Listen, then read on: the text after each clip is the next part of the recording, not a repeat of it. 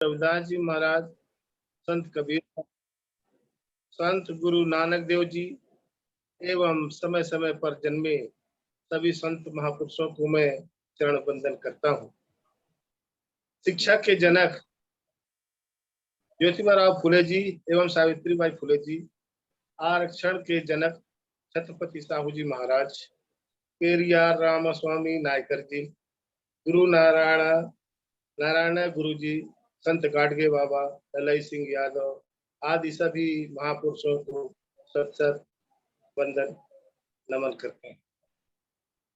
हमारे राष्ट्रीय बौद्ध महासभा के राष्ट्रीय संस्थापक महोदय परम सम्मानीय श्री धर्म प्रकाश भारती साहब, राष्ट्रीय कार्यकारी अध्यक्ष सम्मानीय श्री बादल सिंह साहब, राष्ट्रीय आचार्य इंजीनियर किशोर बौद्ध साहब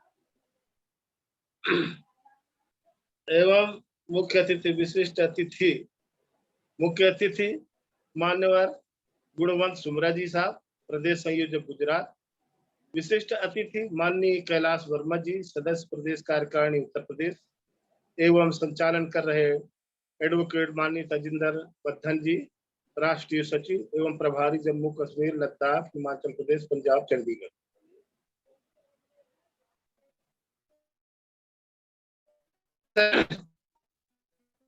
वेबिनार में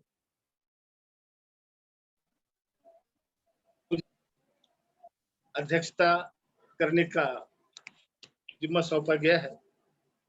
मैं आभार प्रकट करता हूं राष्ट्रीय बौद्ध महा के राष्ट्रीय संस्थापक महोदय एवं आरबीएम के सभी साथियों का कि आज मुझे इस कार्यक्रम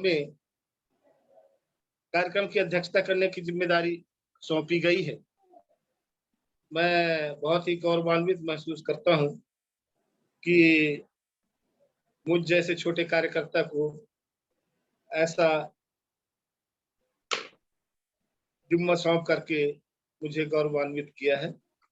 मैं तहे दिल से सबका आभार व्यक्त करता हूं। चूंकि आज का जो विषय है बहुत अच्छा विषय है, जिसमें अधिकार, हिस्सा, समान भागीदारी, आंदोलन आवश्यक है क्या, इस तरह का जो ये विषय रखा गया है बहुत ही महत्वपूर्ण विषय है। तो क्या श्रीमान जी, हेलो? हाँ जी, सुन रहे हैं सर, सुन रहे हैं। हाँ, तो आपकी बात जारी रखूं क्या सर? सर करिए जी, करिए, प्लीज करिए। 2-3 मिनट अनुमति प्रदान कर दीजिए साहब, अभी मीटिंग प्रारंभ करने की जी। तो बहुत अच्छा ये विषय है और इस पर आज का कार्यक्रम का संचालन हमारे सम्मानित तजिंदर बद्धन साहब करेंगे। तो मैं चाहूंगा आज कार्यक्रम की कार्यवाही शुरू करें। बहुत बहुत धन्यवाद श्रीमान अध्यक्ष महोदय। तो हमारे साथ आज हमारी आरबीएम के संस्थापक महोदय और कार्यकारिणी अध्यक्ष बादल सिंह बौद्ध भी जुड़ गए हैं, उनका भी स्वागत। और मैं आज अपना कार्यक्रम शुरू करने से पहले, तो क्योंकि समय बहुत ही कीमती है, जो हम लोगों ने जो मुद्दे 25 मुद्दों का आंदोलन शुरू करा, उनमें बहुत ही ये मुख्य मुद्दा है समान भागीदारी आंदोलन आवश्यक। तो मैं अपने आज के विशिष्ट अतिथि माननीय कैलाश वर्मा जी, जो सदस्य प्रदेश कार्यकारिणी उत्तर प्रदेश से हैं, उनको मैं विनती करना चाहूंगा कि वो आज के इस मुद्दे पर अपनी चर्चा शुरू करें। माननीय कैलाश वर्मा जी।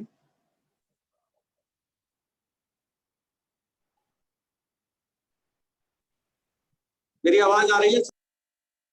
हाँ जी सर, आ रही है जी, सुन रही है आवाज आपकी।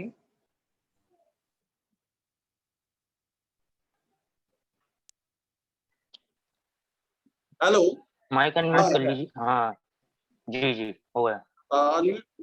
मेरी आवाज आ रही है सर? जी सर, जी सर, सुन रहे हैं जी, सुन पा रहे हैं हम लोग। अच्छा अच्छा, ठीक है। करुणा के सागर तथागत गौतम बुद्ध, महामानव बोधिसत्व बाबा साहब डॉक्टर भीमराव अम्बेडकर, करोड़ों करोड़ों बहुजनों के मसीहा मानवर काशीराम साहब एवं बहुजन समाज में जन्मे सभी संत गुरु वीरांगनाओं क्रांतिकारियों को मेरा नमन करते हुए आज की इस वेबिनार में उपस्थित मान्यवर बसंत लाल रैदास जी जो कि अध्यक्षता कर रहे हैं, मुख्य अतिथि मान्यवर गुणवंत शामरा जी, संचालन करता है एडवोकेट ताजिंदर बद्दन जी,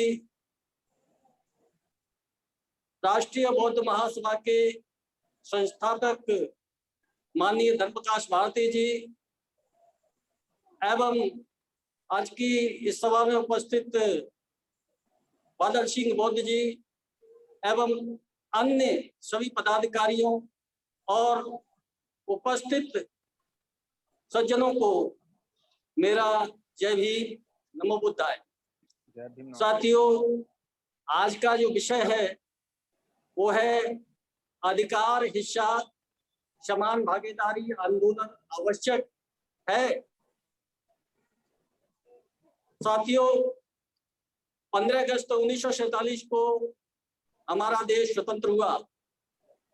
अभी 5 दिन पूर्व ही हमने भारत का 75वां स्वतंत्रता दिवस मनाया है। जब भारत देश स्वतंत्र हुआ तो जरूरत हुई कि भारत देश को चलाने के लिए, देश के विकास के लिए, देश के नागरिकों को खुशहाल बनाने के लिए, देश के नागरिकों को समृद्धशाली बनाने के लिए, देश के नागरिकों की गरीबी हटाने के लिए, देश के नागरिकों का जीवन स्तर ऊंचा उठाने के लिए कोई कानून बनाया जाए या ऐसा कुछ संविधान बनाया जाए जिसके अनुसार भारत देश चल सके और ये खुशहाल बन सके। तो इसके फलस्वरूप एक संविधान सभा का गठन हुआ और उस संविधान सभा के जिम्मेदारी, संविधान बनाने की जिम्मेदारी बाबा साहब डॉक्टर अम्बेडकर साहब को दी गई। और बाबा साहब डॉक्टर अम्बेडकर ने 26 नवंबर 1949 को संविधान देश को समर्पित किया और 2 महीने बाद ही 26 जनवरी 1950 से इसे भारत देश में लागू किया गया। भारत के संविधान में देश को खुशहाल बनाने के लिए, देश के नागरिकों का जीवन स्तर ऊंचा उठाने के लिए कई मौलिक अधिकार दिए गए। जो कि मौलिक अधिकार थे, पहला था समानता का अधिकार, दूसरा स्वतंत्रता का अधिकार, शोषण के विरुद्ध अधिकार, धार्मिक स्वतंत्रता का अधिकार और शिक्षा का अधिकार, संपत्ति का अधिकार और संवैधानिक उपचारों का अधिकार। समानता का अधिकार ये है कि प्रत्येक व्यक्ति समान होगा, कोई ऊंचा नीचा नहीं होगा। स्वतंत्रता का अधिकार ये है कि प्रत्येक व्यक्ति, देश का प्रत्येक नागरिक स्वतंत्र होगा, किसी दूसरे का उस पर कोई भी दबाव नहीं होगा। शोषण के विरुद्ध अधिकार दिया कि 14 वर्ष से कम उम्र के किसी भी व्यक्ति से कोई कार्य नहीं लिया जा सकता। अगर ये लिया जाएगा तो वो शोषण का अधिकार होगा। धार्मिक स्वतंत्रता का अधिकार, प्रत्येक व्यक्ति किसी भी धर्म में रह सकता है, किसी धर्म को मान सकता है। शिक्षा का अधिकार, प्रत्येक व्यक्ति को समान शिक्षा दी जाएगी। संपत्ति का अधिकार, प्रत्येक व्यक्ति को संपत्ति रखने का अधिकार होगा। और इन सबसे ऊपर संवैधानिक उपचारों का अधिकार दिया। किसी भी व्यक्ति को तब तक जो है दोषपूर्ण नहीं माना जाएगा, तब तक कोई कार्रवाई नहीं की जाएगी जब तक कि वो संविधान के कानून का कोई उल्लंघन करता हो। ये हमारे मूल अधिकार हैं जो कि बाबा साहब ने संविधान में हमें दिए गए। साथियों, हमारे देश में लोकतांत्रिक व्यवस्था लागू हुई और विभिन्न दलों की सरकारें बनी। लगभग 70 वर्ष बीत जाने के बाद भी हम देखते हैं कि आज भी हमारे हक, अधिकार, इवन जो कि मूल अधिकार हैं वो भी हमें नहीं प्राप्त हुए हैं। हमारे हकों, अधिकारों से हमें वंचित रखा गया है। सरकार की नीति व नियति ठीक नहीं रही है, साफ नहीं रही है। क्योंकि जो हमारा ऑब्जर्वेशन है, जो मेरा ऑब्जर्वेशन है कि जो क्योंकि सरकार चाहे किसी भी दल की हो, लेकिन अभी तक जो सरकारें चलाते आए हैं वो 15% लोग ही चलाते आए हैं, और 15% लोग 85% लोगों का हक नहीं दे रहे हैं। वर्तमान में तो मनुवादियों की सरकार है, तो यह सरकार तो बिल्कुल हमें हमारे कोई भी अधिकार देना ही नहीं चाहती, बल्कि जो हमारे मूल अधिकार हैं उनसे भी छेड़छाड़ करके उनको भी खत्म करना चाहती है और मनु का शासन लाना चाहती है, यानी कि हमको पुनः उसी स्थिति में लाना चाहती है जिस स्थिति से हम आगे बढ़े थे। हमारे देश में आर्थिक व्यवस्था बिल्कुल चरमरा गई है। रोज नए नए लोग धोखाधड़ी करके बैंकों का पैसा लेकर के सरकार की इंगली भक्त से धन को हड़प करके विदेश भाग जाते हैं, और देखने में ये आया है कि केवल 15-20% पूंजीपति हैं जो कि इस सरकार पर पूरा कब्जा किए हुए हैं और उन्हीं के इशारों पर यह सरकार चल रही है। वर्तमान में जितने भी सरकारी संस्थान हैं धीरे धीरे बेचे जा रहे हैं, यानी कि नागरिक लोगों की जो हिस्सेदारी है, जो सरकार में जो हम लोगों की जो हिस्सेदारी है वो धीरे धीरे खत्म करते जा रहे हैं। साथियों, हम लोग रोजमर्रा की वस्तुएं खरीदते हैं, जो भी वस्तु खरीदते हैं उस पर कुछ न कुछ टैक्स हम जरूर देते हैं, और वो टैक्स भारत देश के विकास के लिए और हमारा जीवन स्तर ऊंचा उठाने के लिए, इसके लिए हम देते हैं। जब हम टैक्स देते हैं तो हम इसका मतलब ये है कि हमारी हिस्सेदारी इस सरकार में है, किंतु हमें हमारे अधिकार नहीं दिए जा रहे, और ये लोग हैं जो कि बड़ी चालाकी से 15% लोग 85% लोगों के अधिकारों का हनन कर रहे हैं। हमें अपने अधिकारों को प्राप्त करने के लिए क्या करना होगा? साथियों, हमें हमारे हक अधिकार और हिस्सेदारी प्राप्त करने के लिए संघर्ष करना होगा, आंदोलन करना होगा, लड़ाइयाँ लड़नी होंगी।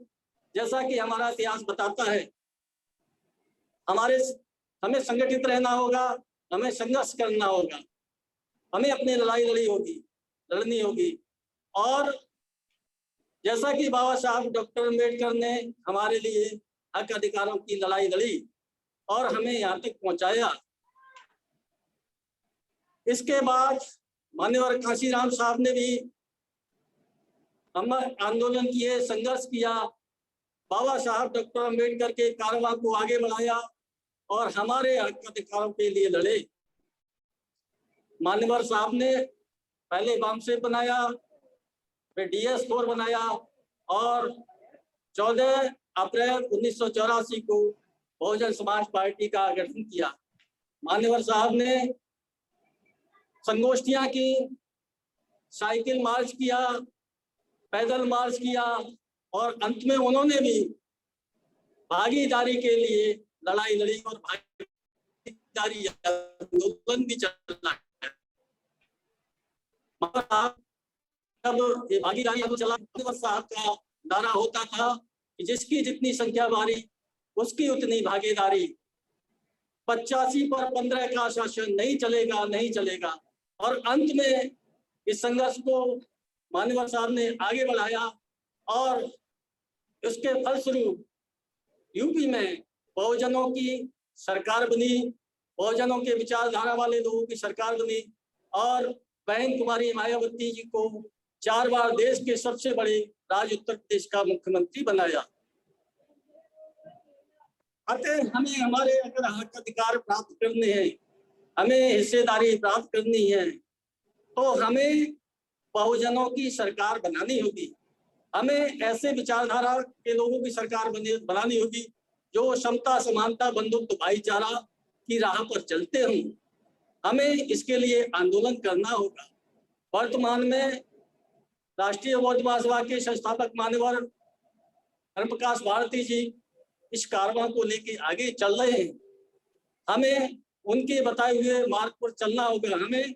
वो हमारे लीडर हैं, वो हमें जैसा गाइड करेंगे वैसा हम आगे बढ़ेंगे और लोगों में चेतना पैदा कर रहे हैं। और यही इसी प्रकार से आगे बढ़ते रहे तो ये हमारा आंदोलन एक न एक दिन सफल होगा और हमारे बहुजनों की सरकार बनेगी और हमें तब हमारे हक, अधिकार और हिस्सेदारी प्राप्त होगी। तो इसके लिए हमें आंदोलन करना बहुत आवश्यक है। इन्हीं बातों के साथ मैं अपनी बात समाप्त करता हूँ। जय भीम, जय भारत, नमो बुद्धाय।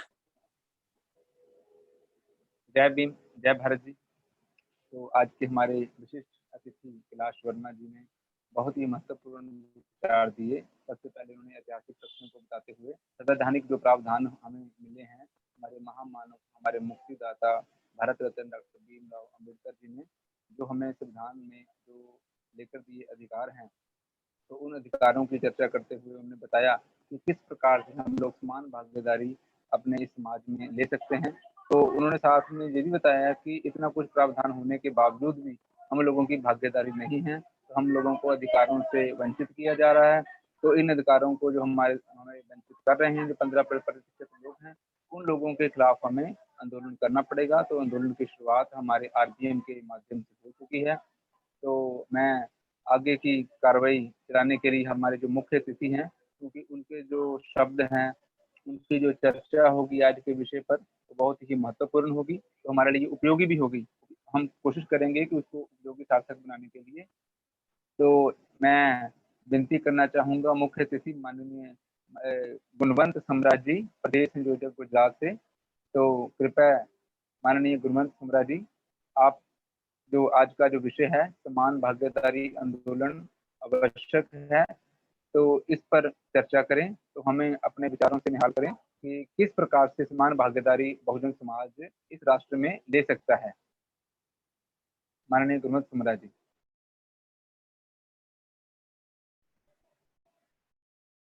मुख्य अतिथि साहब, माइक अनम्यूट कर लीजिए साहब। गुणवंत सम्राट साहब अपने माइक को ओपन कर लीजिए। आ रही है मेरी आवाज, आ रही है? जी साहब। हाँ जी सर, हाँ जी सर, सुन रही है। हाँ जी, जय भीम, नमो बुद्धाय। जय भीम, नमो बुद्धाय। साथियों, आज हम राष्ट्रीय बौद्ध महासभा के तत्वाधान में अधिकार, हिस्सा, समान भागीदारी आंदोलन आवश्यक है विषय वस्तु पर चर्चा कर रहे हैं। तो जब हम अधिकार की बात करेंगे तो पहले तो ये समझना होगा हमें अधिकार क्या है। अधिकार की व्याख्या राजनीति शास्त्र में कई ज्ञानी पुरुषों ने अलग अलग तरीके से की। जैसे कि बोसांग के एक बहुत बड़े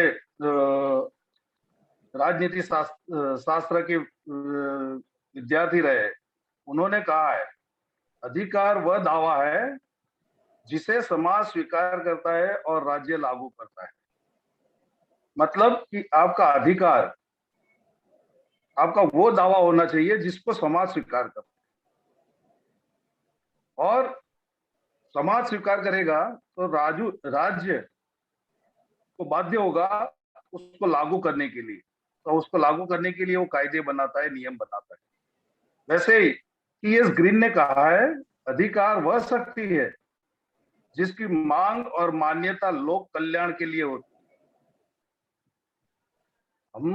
हमारा अधिकार ऐसा होना चाहिए कि उस अधिकार से किसी को समस्या पैदा ना हो, किसी को उसको प्रगति का राह ना रोक सके, लोक कल्याण के लिए होनी चाहिए। वैसे ही जॉन लॉक्स ने कहा है अधिकार प्राकृतिक होते हैं, मतलब rights are naturally.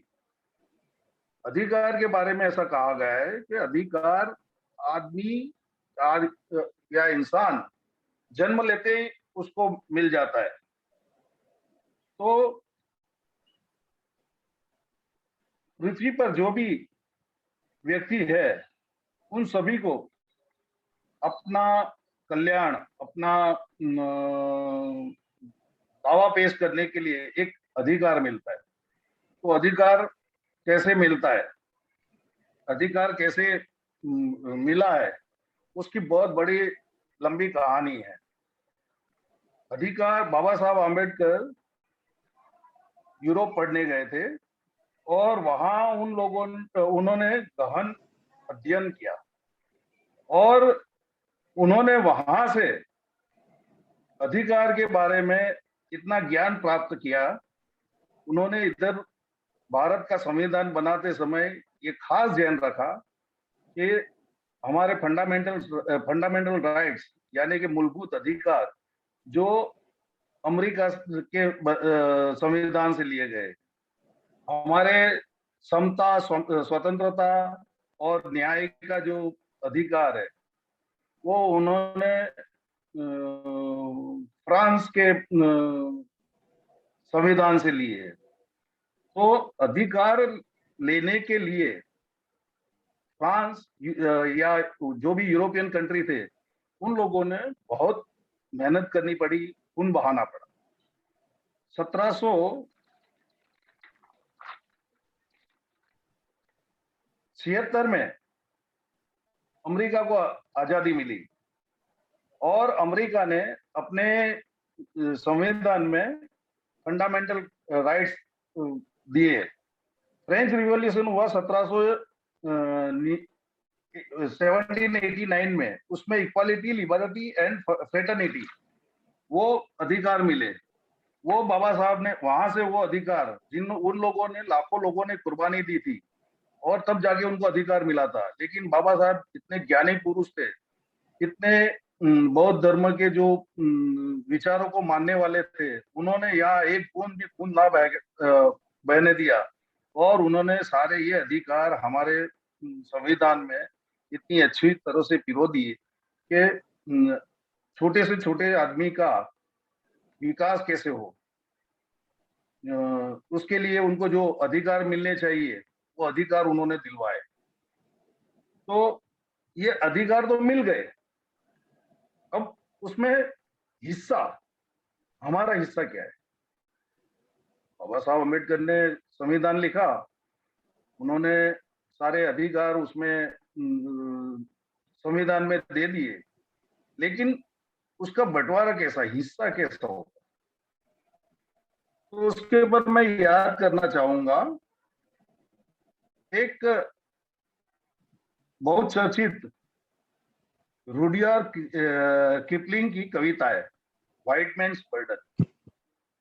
White man burden क्या है वो थोड़ा समझाना जरूरी है इधर, क्योंकि जब ये गोरे लोगों ने काले लोगों को गुलाम बनाकर उनके पास जो मजदूरी करवाई, मेहनत करवाई, उस मेहनत और उनकी मजदूरी और उनके पसीने के फलस्वरूप आज यूरोप इतना विकसित देश है। उसी तरह से भारत के अंदर भी हुआ। भारत में हिंदू धर्म ने 4 वर्णों के 4 वर्णों का समाज बनाया। उसमें चतुर्थ वर्ण था, उसको सारे ऊपर के 3 जो वर्ण थे उनकी सेवा का काम दिया गया, लेकिन उनको कोई अधिकार नहीं था, उनको कोई हिस्सा नहीं था। उनके पसीने से आज जो हम भारत देख रहे हैं, वो भारत देश कितना विकास किया है, तो विकास किसके बदौलत किया है?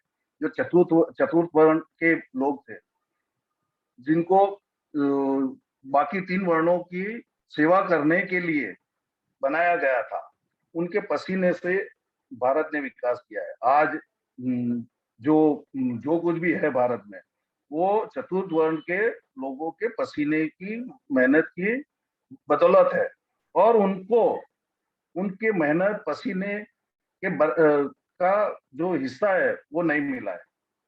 ये तो बाबा साहब अम्बेडकर की जो पढ़ाई और उनका ज्ञान था, उसकी वजह से उन्होंने संविधान में ये समानता, स्वतंत्रता और न्याय ऐसे हमारे को अधिकार दिए। उसके बाद भी आज भी हम देखते हैं कि जब समान न्याय देने की बात आती है, अधिकार देने की बात आती है, तो ये जो लोग हैं वो कुछ न कुछ बहाना बनाकर हमारे अधिकार काटने की कोशिश करते हैं। तो जो मैं व्हाइट मैन बर्डन की बात कर रहा था, उसमें आजकल डिमांड ऐसी हो रही है कि भाई काले लोगों को लाके आप लोगों ने जो उनसे गुलामी करवाई, लेकिन उनको वो जो मेहनत कर रहे थे उसके बदले में कोई अवेज में कुछ दिया तो नहीं आपने। तो उनकी मेहनत की बदौलत आप लोग आज ये जो सुख समृद्धि भोगत रहे हो, वो उनकी मेहनत की बदौलत है। तो उनका हिस्सा कितना होना चाहिए। तो ये गोरे लोगों पर कर्जा है। तो जब यूरोप कंट्री में अगर काले लोगों का गोरे लोगों पर इतना कर्जा चढ़ गया है, सेम वे उसी तरह से भारत में चतुर्थ वर्ण ने जो मेहनत की और भारत को इतना विकास दिलवाया, उसमें उन लोगों को उनका हिस्सा आज तक मिला नहीं। तो वो हिस्सा मिलना चाहिए। इसीलिए समान भागीदारी आंदोलन आवश्यक। समान भागीदारी आंदोलन को हम आवश्यक क्यों मानते हैं? क्योंकि आज तक 5000 सालों से जो वर्ण व्यवस्था के तहत इन लोगों ने शोषण किया है, और हमारे शोषण करके इन लोगों ने जो देश को विकास की राह पर ले आए, लेकिन उसका फल तो हमें मिला नहीं। तो हमारे समाज को वो फल मिलना चाहिए।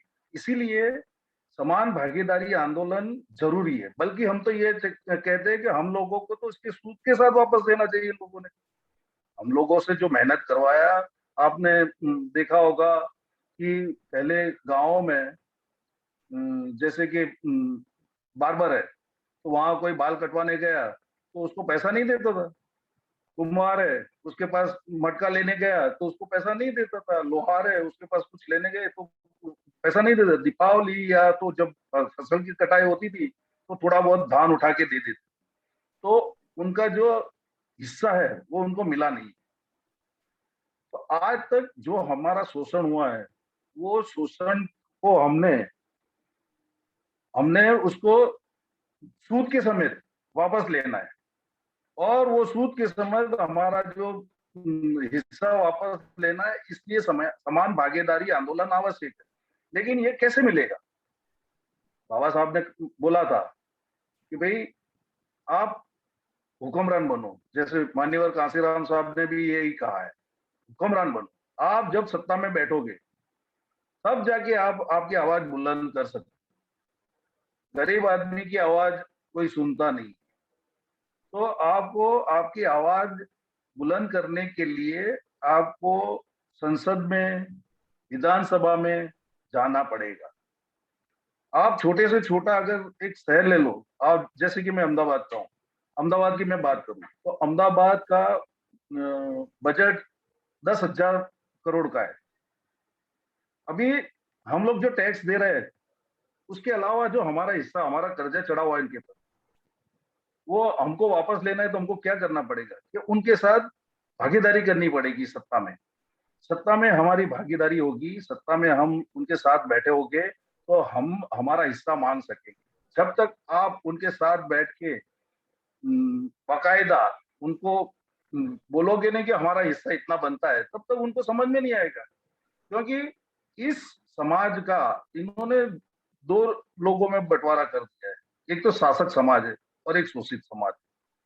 तो शासक समाज है, वो शोषितों की पीड़ा नहीं समझते। शोषितों की पीड़ा उनके कानों तक पहुंचाने के लिए शोषित वर्ग को प्रतिनिधित्व होना चाहिए। वो वहां जाके उनके साथ बैठेंगे, उनकी चर्चाओं में हिस्सा लेंगे, उनकी चर्चा करेंगे और वो बताएंगे कि भाई हमारा इतना हिस्सा बनता है, तभी तो इन्हें हमारा हिस्सा मिलेगा। नहीं तो कहावत है कि मांगे बिना तो माँ भी दूध नहीं पिलाती। तो ये तो शोषित वर्गों के ऊपर ये लोग शासन कर रहे हैं। वो तो चाहते हैं कि हम इनका शोषण करें और पूरा जो विकास का फल है वो हम अकेले ही खाए। तो इस विकास के फल में हमारा हिस्सा पाने के लिए हमको समान भागीदारी आंदोलन करना आवश्यक बना हुआ है।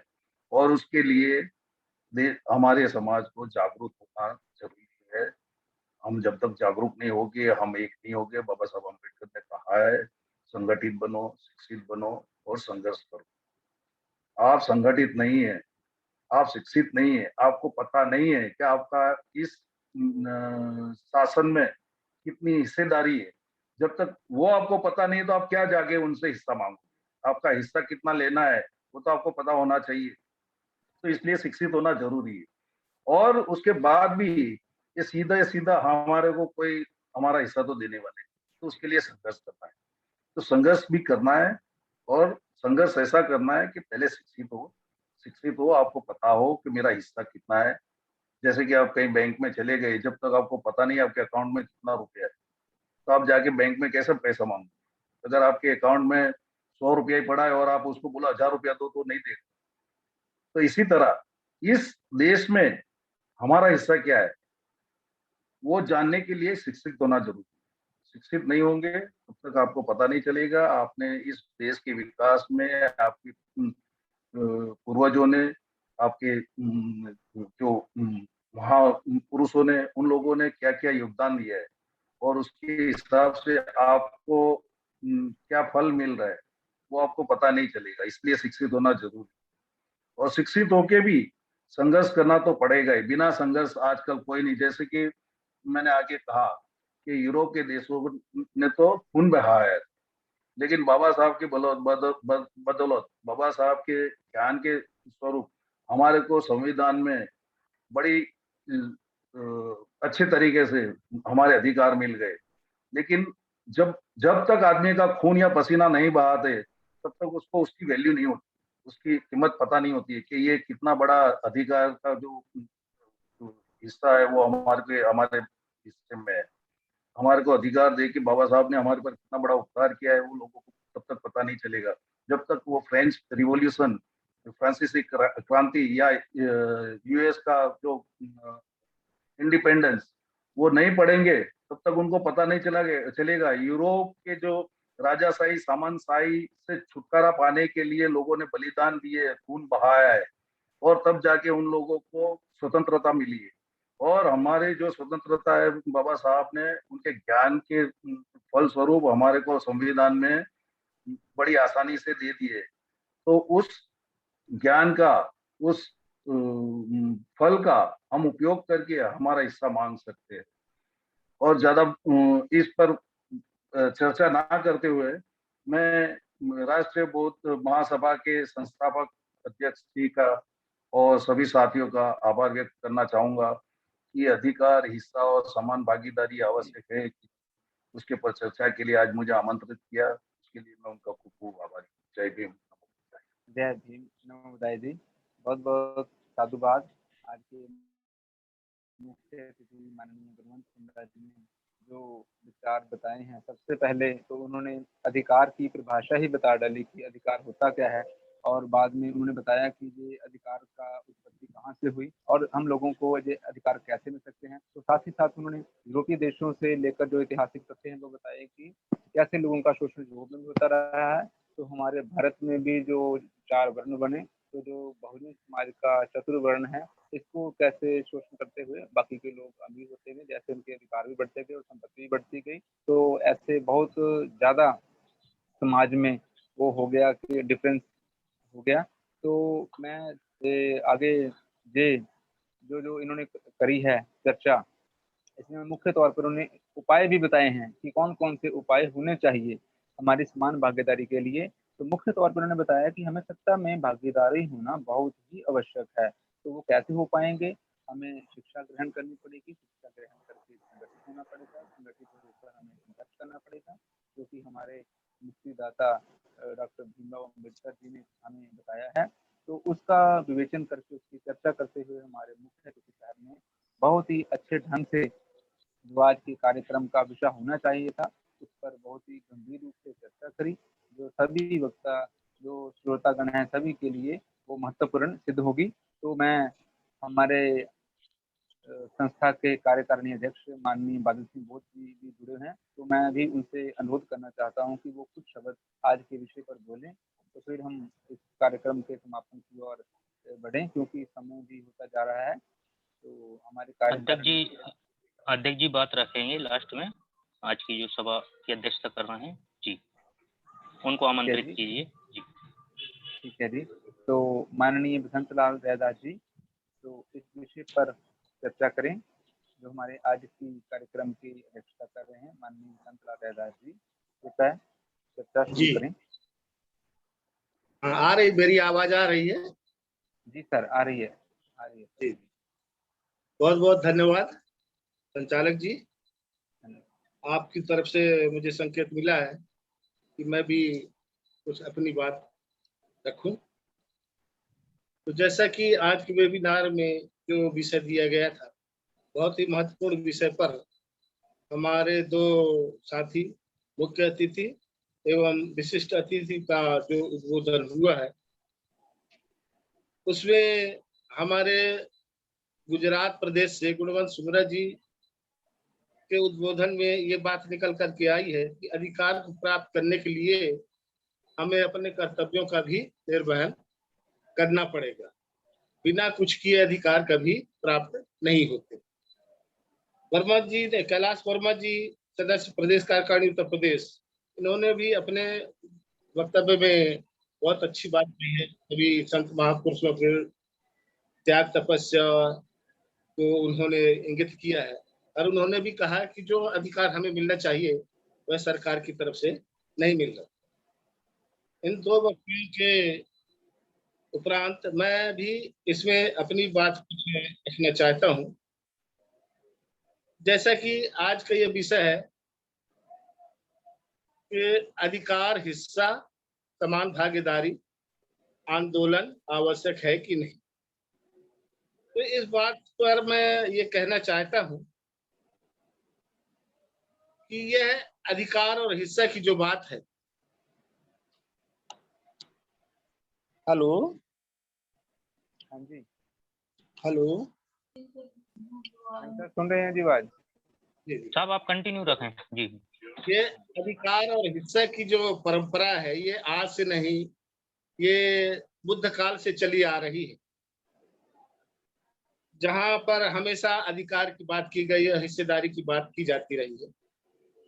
तो जैसा कि बुद्ध काल में भगवान गौतम बुद्ध ने भी इस परंपरा को प्रारंभ की थी, जिसके तहत आपको साहित्यों में ये देखने को मिलता है कि उन्होंने जो दबे कुचले समाज, शोषित समाज, जो अस्पृश्य समाज होता था, जिन्हें कभी मान सम्मान नहीं मिलता था, तो उन्हें भगवान बुद्ध ने सुमित भंगी और उपालि नाई जैसे अस्पृश्य लोगों को दीक्षा दे करके उनका जीवन स्तर उठाया है। तो इसको भी हमें ये मानना चाहिए कि उन्हें भी यह एक समानता की स्वतंत्रता देने के उद्देश्य से उन्हें, उनको ये अधिकार दिया, ये हिस्सा उन्हें मिला, उन्हें को सम्मान मिला। इसी की कड़ी में आप ये भी देखें कि भगवान बुद्ध ने जब देखा कि नदी के जल बंटवारे पर इतना विवाद छिड़ गया दो परिवारों में, दो राजघरानों में, तो उनका विचार था कि ये जल वितरण जो है समान रूप से सबको होना चाहिए। इस जल के अभाव में किसी राज्य में किसी तरह का संकट नहीं होना चाहिए, पर ऐसा हो नहीं रहा था। तो उन्होंने इस पर भी एक तरह से आंदोलन ही कहना चाहिए छेड़ा और इसके फलस्वरूप उन्होंने अपना गृह भी त्याग कर दिया। लेकिन वो उस जल बंटवारे के प्रतिबंध पर से कभी सहमत नहीं रहे। अब आगे बात आती है, जब शिक्षा का अधिकार हमारे अस्पृश्य समाज को नहीं मिला था, तो उस शिक्षा को समान रूप से सबको मिले, हमारे अस्पृश्य लोगों को, इस पर विचार करते हुए हमारे महापुरुष ज्योतिबा राव फुले जी एवं सावित्रीबाई फुले जी, जिन्हें शिक्षा का जनक कहा जाता है, इन्होंने अपने जीवन काल में अस्पृश्यों को शिक्षा दिलाने के लिए बड़े बड़े विद्यालय खोले और हमारे इस शोषित समाज के लोग, बच्चों को शिक्षा दिलाई, उनको समान रूप से शिक्षा में भागीदारी दी और यह समाज फिर उसी क्रम में आगे बढ़ता रहे। इसी परंपरा का निर्वहन करते हुए हमारे छत्रपति साहू जी महाराज जो थे, उन्होंने भी आरक्षण के जनक कहे जाते हैं, क्योंकि उन्होंने अपने राज्यकाल में ऐसी परंपरा डाली कि उन्होंने जो शोषित समाज को, जो निचले पायदान पर अपना जीवन जी रहे थे, जिन्हें कोई अधिकार नहीं था, और तो उन्हें भी आरक्षण दे करके उनका जीवन स्तर उठाने के लिए उन्होंने 50% आरक्षण की व्यवस्था लागू की थी। यह छत्रपति साहू जी के जीवन काल से ये जानने को मिलता है। इसके पश्चात आप देखेंगे कि आज हम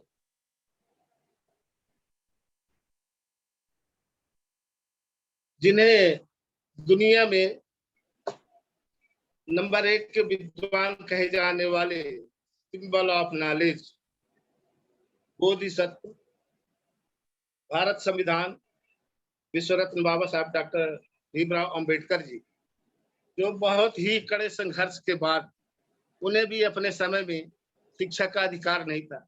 जैसा कि आप उनके इतिहास से जानते हैं, सभी जानते हैं कि कदम कदम पर उनका जीवन जो है बहुत ही कष्ट में था। अपने जीवन में उन्होंने कभी सुख प्राप्त नहीं किया, हर दम वो संघर्ष करते रहे अपने जीवन में, और बहुत कड़े संघर्ष के बाद भूखे प्यासे रह करके भी उन्होंने शिक्षा को जारी रखा, और बहुत मेहनत मशक्कत के बाद उन्होंने इतनी बड़ी शिक्षा प्राप्त की कि दुनिया में उनका नाम आज अमर हो गया। और अमेरिका के राष्ट्रपति बराक ओबामा जी ने तो यहाँ तक भी कह दिया था कि यदि डॉक्टर अंबेडकर हमारे देश में पैदा हुए होते तो हम उन्हें सूर्य कहते, और उन्हें सिंबल ऑफ नॉलेज की उपाधि प्रदान की गई। आज वो ज्ञान के प्रतीक। किंतु ये देखा जा रहा है कि जो मनुवादी लोग हैं वो सच को स्वीकार नहीं करना चाहते। वो चाहते ही नहीं कि हमारे आगे कोई हमसे बड़ा विद्वान हो सकता है। वो अपनी तौहीनी समझते हैं, इसलिए वो हमेशा हमारे दलित शोषित समाज की विद्वता को नकारते रहे हैं, कभी भी उसे उन्होंने स्वीकार नहीं किया।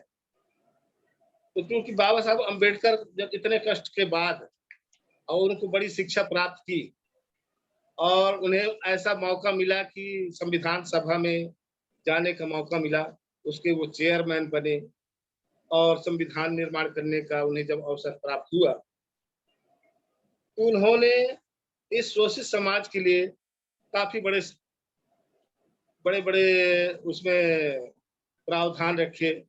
तमाम अनुच्छेदों में SC ST OBC को सूचीबद्ध करके और उन्हें आरक्षण की व्यवस्था की, जिसके तहत इस SC ST OBC समाज के लिए समान शिक्षा का अधिकार, स्वतंत्रता का अधिकार, जिसके तहत उन्होंने आर्थिक, सामाजिक, राजनीतिक, धार्मिक, ये सभी तरह की स्वतंत्रता का अधिकार, समानता का अधिकार उन्होंने संवैधानिक रूप से प्रदान किया। हजारों वर्षों की गुलामी के बाद आप देखेंगे कि आप सब विचार कर सकते हैं कि हजारों वर्ष तक हमारा यह समाज गुलामी का जीवन जीता रहा, गुलामी की बेड़ियों में जकड़ा रहा, लेकिन कोई ऐसा भगवान, कोई ऐसा देवी देवता आज तक पैदा नहीं हुआ। सिर्फ हम सुनते रहे और सुन करके उनको मानते रहे, मंदिरों में जाने का प्रयास करते रहे, धक्के खाते रहे, लात खाते रहे, लेकिन मंदिरों में हमने जाना कभी छोड़ा नहीं। कभी हमने आत्मचिंतन नहीं किया कि क्या कोई ऐसा है भगवान जो हमें इस दास्ता से मुक्त कराए, हमारे इन कष्टों को दूर करे। शायद आप भी पाएंगे कि आज तक कोई ऐसा भगवान पैदा नहीं हुआ। लेकिन बाबा साहब ही एक ऐसे महापुरुष पैदा हुए जो भगवान और देवी देवताओं से भी बहुत ही ऊंचा दर्जा हम कहेंगे।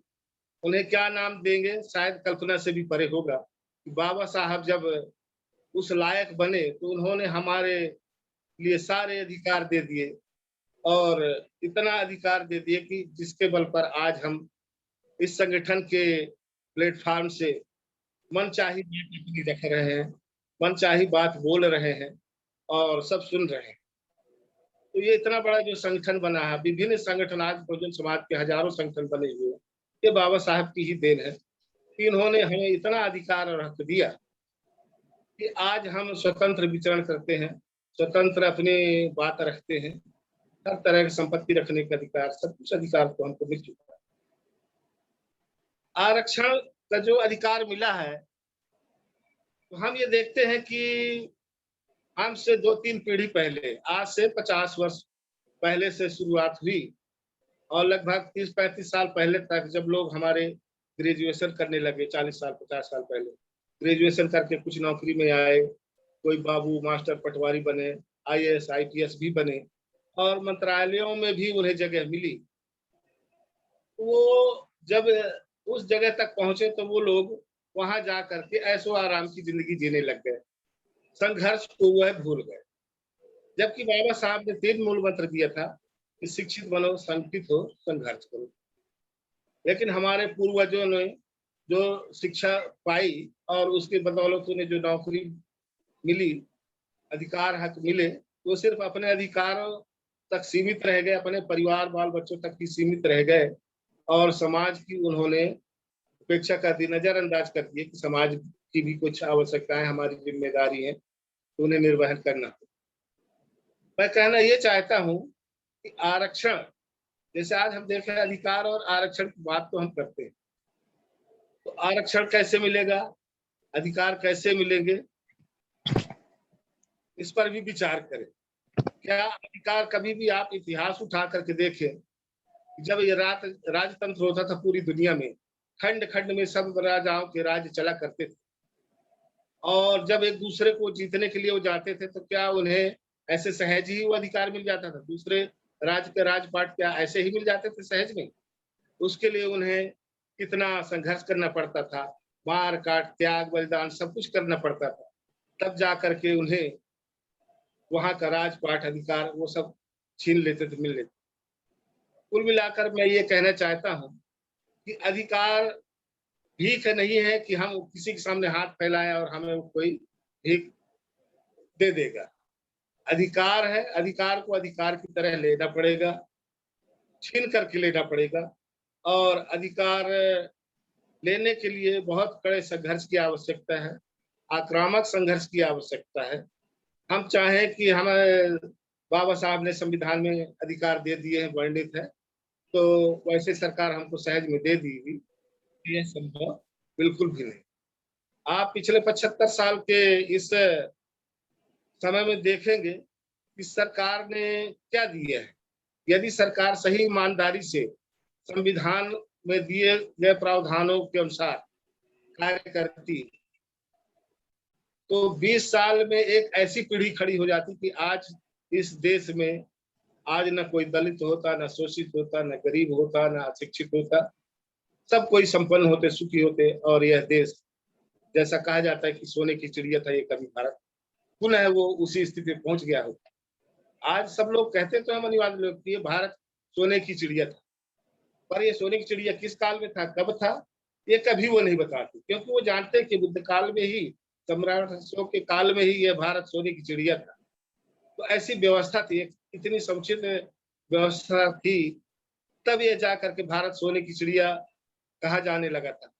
लेकिन धीरे धीरे जब हमारे लोकतंत्र में ये सरकारें आई और कार्य करना शुरू करी, तो शुरुआत में तो कुछ कार्य तो हुए, बहुत कुछ कार्य हुए, हम ये नहीं कह सकते कि भारत में कार्य नहीं हुए। स्वतंत्रता प्राप्ति के बाद भारत का काफी कुछ विकास हुआ है, किंतु उस विकास के दौर में शायद हमारा बहुजन समाज काफी जितना आगे जाना चाहिए था उस अनुपात में वह आगे नहीं जा पाया है।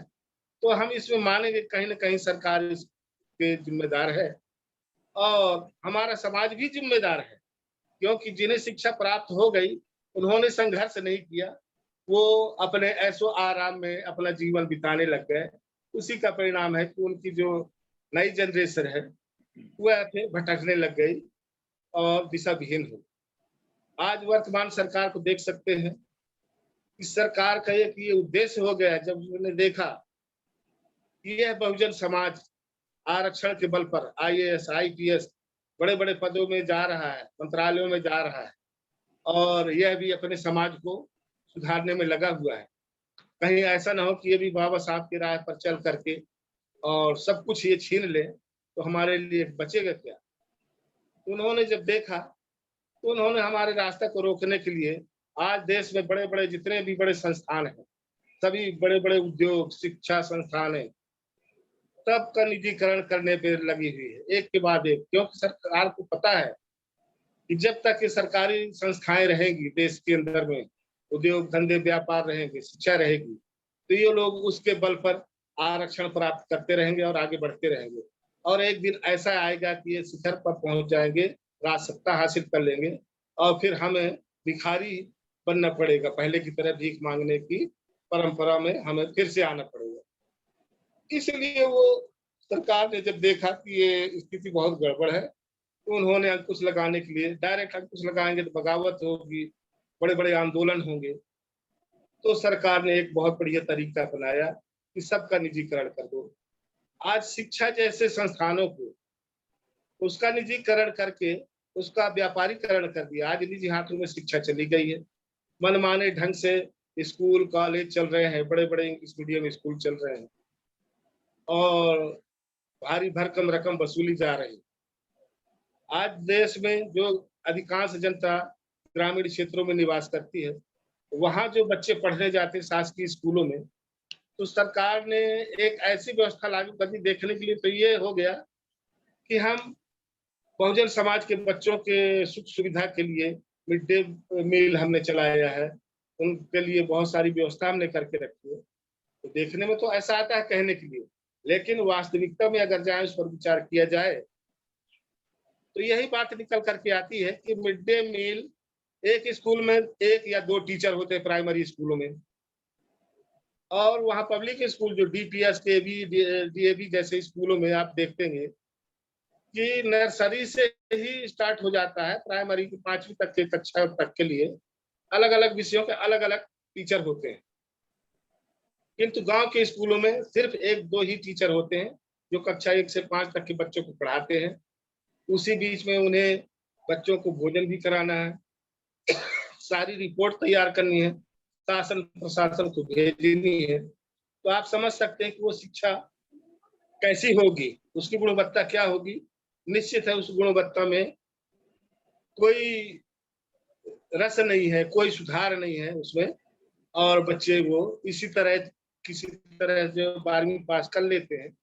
आप देखें 12वीं क्लास के बच्चे से, क्योंकि वो अपना नाम तो प्रैक्टिस में है इसलिए अपना नाम सही लिख लेता है, क्योंकि यदि आप किसी और का नाम बोलेंगे तो शायद वह शुद्ध रूप से उसका नाम नहीं लिख पाएगा।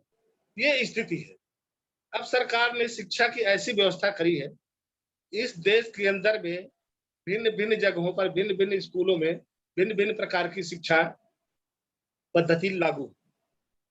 अब जब वो बच्चे 12वीं पास कर लेते हैं, उसके बाद नीट की कोई तैयारी करता है, कोई मेडिकल में, इंजीनियरिंग में, आईआईटी में जाना चाहता है, तो आप तो जानते हैं कि गांव का बच्चा जो है उसी गांव के स्कूल से पढ़ा जहां 2-4 टीचर ही रहे हैं, और मध्याह्न भोजन में भी उसी के बीच से गुजर करके वो बच्चे आए हैं। कितना पढ़ाई किए होंगे साधन विहीन बच्चे। वो सब जानते हैं कि वो शिक्षा की व्यवस्था बहुत लचर व्यवस्था। उसी के अगेंस्ट आप देखेंगे कि डीपीएस है, डीएवी है, केवी है, ऐसे बड़े बड़े पब्लिक स्कूल हैं जो शहरों में बड़े बड़े महानगर जहाँ सब घराने के बच्चे पढ़ते हैं, आईएएस आईपीएस मंत्रियों के बच्चे पढ़ते हैं। एक समय था जब एक कलेक्टर का भी बच्चा उसी गांव के स्कूल में पढ़ता था। तब हमें याद है कि हम कक्षा 2 में जब पढ़ते थे तो हम 5वीं वाले बच्चों को डिक्टेशन देते थे स्लेट पर, और हम ही जांचते थे, अगर गलत होगा तो वो पनिशमेंट हमको मिलती। लेकिन हमको याद है शायद 75 के बाद शिक्षा पर ऐसी बुरी नजर फिरी सरकार की कि उन्होंने सब कुछ तहस नहस कर दिया है। अब उन डीपीएस जैसे बड़े बड़े स्कूलों के बच्चों के साथ 12वीं की परीक्षा के बाद जब नीट वगैरह की तैयारी होती है, कोई प्रतियोगी परीक्षाएं होती हैं, तो उनको एक साथ एक तरह के प्रश्न पत्र हल करने के लिए दिया जाता है। तो क्या आप मानते हैं कि एक गांव का पढ़ा हुआ बच्चा जो किसी का नाम भी ठीक ढंग से नहीं लिख सकता, और दूसरे तरफ वो डीपीएस के बच्चों के साथ प्रतिस्पर्धा करनी है, तो उस दौर में स्वाभाविक है कि ये बच्चे पीछे रह जाएंगे और शहरी या अच्छे स्कूल के बच्चे आगे निकल जाएंगे। तो जो आगे है वो आगे ही रह आएगा और जो पीछे हमेशा पिछड़ते ही रहेगा। ये ऐसी व्यवस्था सरकार ने कर दी है कि हमारा ये बहुजन समाज कभी भी विकास के सीढ़ियों पर आगे वो नहीं बढ़ पाएंगे। तो ये बहुत ही गंभीर और विचारणीय विषय है कि हमें सबको मिलकर के इस पर ध्यान देना चाहिए। तो मेरा तो ये कहना है कि यदि हमें हिस्सा की बात करनी है, अब उस हिस्से की बात जब आती है तो आप देखे होंगे बाबा साहब के बाद बाबा साहब ने तो संविधान में सारी व्यवस्था लिख करके रख दी, किंतु हमें कुछ भी पता नहीं था। ये सरकार की जिम्मेदारी थी कि उसके अंदर क्या क्या प्रावधान है, उससे इस पूरे आम जन को अवगत कराते और उसके अनुसार कार्य करते, लेकिन ऐसा हुआ नहीं। लेकिन जब माननीय कांशीराम साहब आए और इस मुहिम में आगे बढ़े और उन्होंने भूखे प्यासे रह करके दिन भर साइकिल की यात्रा करके इस बहुजन समाज को जगाने का कार्य किया, सूखी रोटी खाए, कभी भूखे सो गए। इस तरह से उन्होंने जब कार्य किया तो उन्होंने तो सीधे कह दिया कि भाई देखो, जिसकी जितनी संख्या भारी उसकी उतनी हिस्सेदारी, और वोट हमारा राज तुम्हारा नहीं चलेगा, नहीं चलेगा। इस तरह से हजारों नारे उन्होंने गढ़ा और इस समाज के द्वारा उन नारों का गुंजायमान होता रहा। और एक दिन ऐसा आया कि उन्होंने इतना बड़ा कमाल करके दिखाया कि भारत में उत्तर प्रदेश जैसे बड़े राज्य में 4-4 बार बहुजन समाज की सत्ता लाने में वो कामयाबी हासिल की। लेकिन उसके उनके जाने के बाद में आप देख रहे हैं कि ये जो बहुजन समाज जो उनके द्वारा चलाई गई जो मुहिम थी वो बहुत ही ठंडी पड़ गई है। और हमारे लोग अब इतनी अव्यवस्था आज हो गई है कि कोरोना काल एक हथियार के रूप में इस्तेमाल करना शुरू हो गया है और उसकी आड़ में आज सब कुछ बंद है, सारा चीज बंद है। और धीरे धीरे इस तरह एक साल गुजरा, परंतु अब तो हम ये देख रहे हैं कि भाई फिल्म इंडस्ट्री भी चालू हो गई है, आपके जिम खाने चालू हो गए, मॉल चालू हो गए, चुनाव वगैरह सब कुछ संपन्न होते हैं। और लेकिन स्कूल नहीं खोले जा रहे, बसें चालू है, रेलवे चालू, सब जगह भीड़ भाड़ होती है, लेकिन स्कूल में वो ऐसी व्यवस्था कर दी है कि वहां बच्चे स्कूल ही नहीं जा सकते, उसमें ताला लगा दिया गया है। जब शिक्षा ही नहीं रहेगी तो जो भावी पीढ़ियां हैं वो शिक्षा प्राप्त नहीं करेंगे तो ये निश्चित ही ये भारत का भविष्य, खास तौर से हमारे बहुजन समाज के बच्चों का भविष्य पूरा अंधकार में हो जाए। मेरा मानना है कि इस तरह की जो व्यवस्था है इसको देख करके हमें शांत नहीं बैठना चाहिए। अब हमें समान इस अधिकार को पाने के लिए संघर्ष के लिए कड़ा रुख अख्तियार करना पड़ेगा। और इसके लिए सिर्फ कोई एक या दो संगठन नहीं, मेरा मानना है कि देश में जो हजारों संगठन इस बहुजन समाज के संगठन चल रहे हैं अलग अलग नामों से, इन सबको एकजुट किया जाना चाहिए और एक इतना बड़ा कड़ा संघर्ष किया जाना चाहिए कि सरकार भी देख करके हिल जाए और हमारी बात को मानने के लिए विवश हो। मेरा यही कहना है। और मैं चाहूंगा कि हमारी राष्ट्रीय बौद्ध महासभा इस पर विचार करेगी और आने वाले समय में कुछ ऐसा किया जाएगा जिससे हम अपने हक अधिकारों को पाने के लिए और यह संघर्ष का रास्ता अपनाएंगे। मैं अपनी बात को समाप्त करते हुए संचालक जी से मैं निवेदन करना चाहूंगा कि आगे की कार्रवाई को जारी रखने के लिए वो आगे का और लोगों के नाम, जैसे हमारे राष्ट्रीय संस्थापक महोदय हैं, उनके भी विचार हम जानना चाहेंगे। तो आगे की कार्यवाही में वो अपना और लोगों का नाम भी प्रस्तुत करें। बहुत बहुत धन्यवाद। नमो बुद्धाय। जय भीम।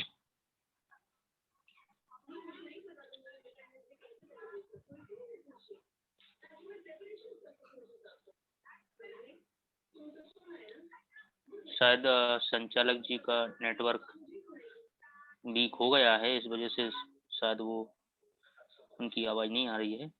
तो सम्मानित साथियों, आज की जो अध्यक्षता कर रहे हैं हमारे सम्मान्य बसंत रैदास साहब ने काफी अच्छी सारगर्भित जानकारी, हिस्सेदारी, भागीदारी और अधिकार इस संबंध में रखी। तो समय भी हो चुका है, तो साहब बादल साहब, हाँ, समापन की कार्रवाई सत्ता करा, हाँ सभ्य सत्ता करा, हाँ जी। तो समय हो चुका है, तो अब हम सभी साथी सामूहिक सभ्य सत्ता करके आज इसकी वेबिनार का माइक अनम्यूट कर लें सब अपनी।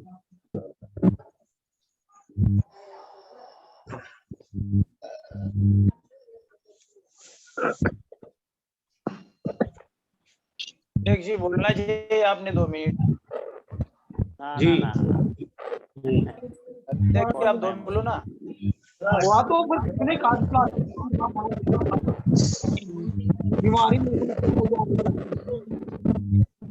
सभ्य सत्ता सुखी होन्तु सभ्य सखेनो सभ्य भद्राणि पश्यन्तु सभ्य सत्ता सभ्य होन्तु सभ्य भद्राणि पश्यन्तु मा किञ्चित् सभ्य सत्ता सभ्य होन्तु सभ्य भद्राणि पश्यन्तु मा किञ्चित् साधु